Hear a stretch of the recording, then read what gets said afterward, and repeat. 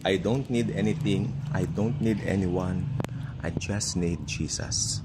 Yan ang tunay na kaisipan ng isang tunay na Kristiyano. Why? Dahil sa mundong ibabaw na ito, hindi naman tayo mabibigyan nito ng guarantee. Sa buong ibabaw ng mundong ito, isa lang po ang katiyakan at si Kristo lamang yun. Ibig ba sabihin nito, hindi natin kailangan ng prosperity, hindi natin kailangan ng kung ano-ano. Of course, kailangan po natin. But what I'm saying is, kung yung mga bagay ng mundong ito na lang ang lagi mong nasa isipan at nakakalimutan mo, sino ba ang nagregalo ng lahat ng ito? At nakalimutan mo rin kung paano siya purihin at hindi mo siya nakilala sa buong buhay mo, ikaw na ang pinakakawawang tao sa balat ng lupa. Ngayon po ay panahon na naman na kung saan lumindol na naman po sa California, 6.0. Ano po ba yun? Magnitude 6 po ba ang tawag doon pag ganoon? Ngayon lang po, kakikita ko lang sa Facebook ko lumindol daw sa California. At yung iba naman po kasi mga news, exaggerated, ano? Pero ito po talagang lumindol. Kaya makikita po natin na talagang nasa last days na po talaga tayo. Matagal na po ba tayong... Matagal na po ba tayo nagsimula sa last days? I think so. Maybe. I don't know. Pero ang alam ko lang po talaga nasa last days na po tayo ngayon. Amen? Pag sinabi ng Bible na last days, ito na po talaga yung approaching na yung pagbabalik niya. Okay? Paano ba babalik si Christ? May mga maling kaisipan. Babalik daw si Christ agad, second coming. Wala daw rapture. Hindi po. Napagkakamalan nila yung second coming at rapture, the same event. Hindi po. Ito po ay magkaibang event. Ang rapture po ay mangyayari sapagkat ito ay very special para sa kanyang bride, the church. Tayo po yun. Tayo po ang bride ni Jesus. Tayo po ang kanyang very special. Okay? Nung Old Testament, ang pinaka-special sa Lord, Israel. Pero nung namatay na si Jesus sa cross, ang pinaka-special sa kanya, ang church. Ibig bang sabihin, hindi na importante ang Israel? Importante pa rin naman kasi tutuparin pa rin naman ng Lord yung mga pangako niya sa bansang yan. Pero tandaan nyo, ang Israel sa panahon ngayon, nire-reject nila si Jesus. At tayo mga hentil ngayon na nagsashine ng husto. Yeah. Look at that. Baka pogi natin, no? Tayo mga hentil, tayo mga nakikristo, ha? Mga hentil na nakikristo. Maraming hentil pero wala kay Kristo yung iba. Pero tayo pogi. No. Yan. Bagay ba? Ayan. Tayo po kasi ang mga special sa mata ni Jesus. Tayong mga believers. Maski kalbo na. Ay, kalbo kayo nagsasalamin. Daya, di ba? Oo naman. Alam, pakita mo mukha kang mamaw. Di ba? So tayo po ay... Pag nagkabuha ka, pogi ako. Ayan. Pero pag tinanggal mo, ay wag na. I hope. Kahihiyan na naman yun. No. Ayokong mahiya. Hindi mo ako nahihiya talaga eh. Walang hiya nga ako eh. Walang hiya dahil kay Lord. In a nice manner, siyempre. Okay. So, sa araw po ito, pag-usapan natin yung katotohanan ng Holy Tuesday. Ano ba ang mga pwede mong gawin ngayong Holy Tuesday? Unang-una, tandaan mo, hindi ka nasaklaw ng matandang rehilyon, no? Tayo po ngayon ay nasa New Covenant, mga Kristiyano po tayo.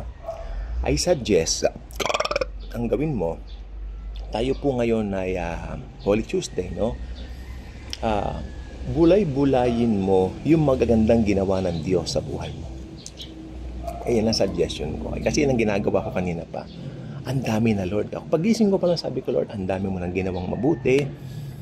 Tapos minsan natatakot pa tayo. Minsan parang may mga kaba pa rin tayong lumalabas sa dibdib natin, sa puso natin. Alam niyo po bang nakakahiya na sa Lord yon? Ginawa na tayo ng maganda. Ang dami niyang pinatunayan sa atin. Kahit hindi naman niya kailangan patunayan ng sarili niya. Ginawa niyang patunayan. Dahil nga mahal niya tayo. Ito isipin mo, ha. Isipin natin to.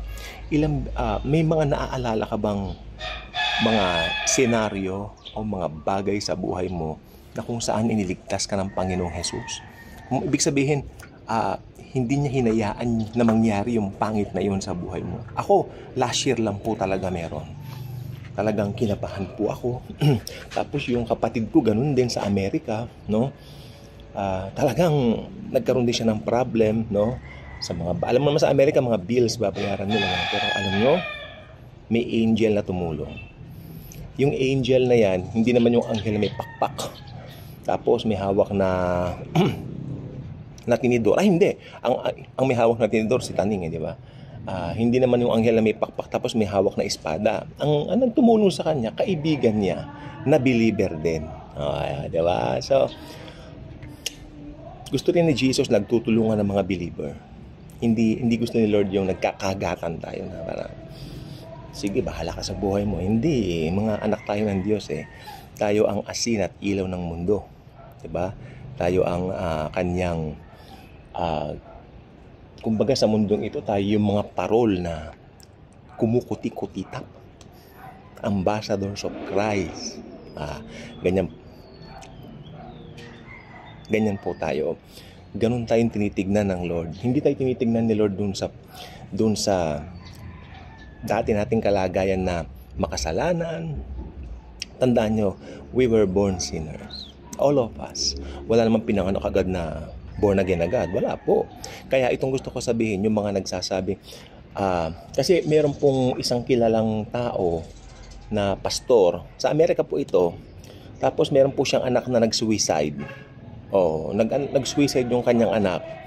Then nakarating po naman sa amin pong kaalaman na paano ngayon yung pastor, sabi ng mga kasama ko sa group, sa Bible study group namin, paano ngayon yung pastor, di parang mabibilad siya sa kahihiyan kasi pastor siya, yung anak niya nag-suicide.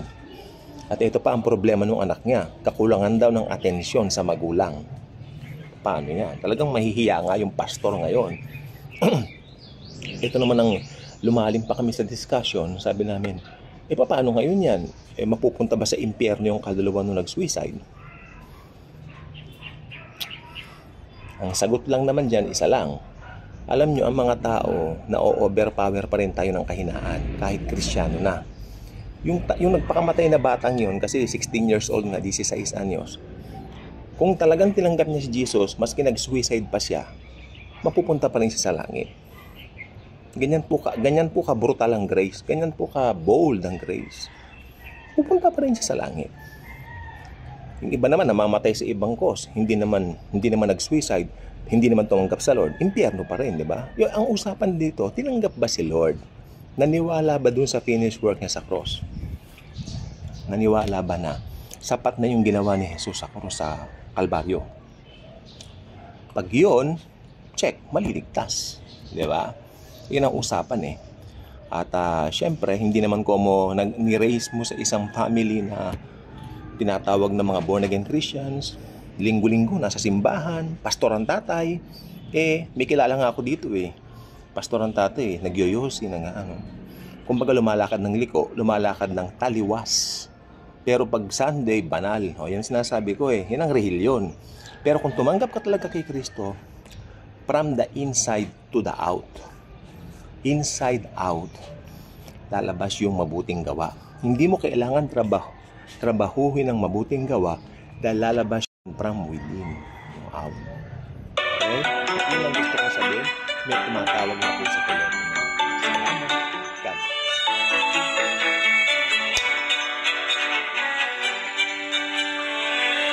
Sagutin natin muna. Hello?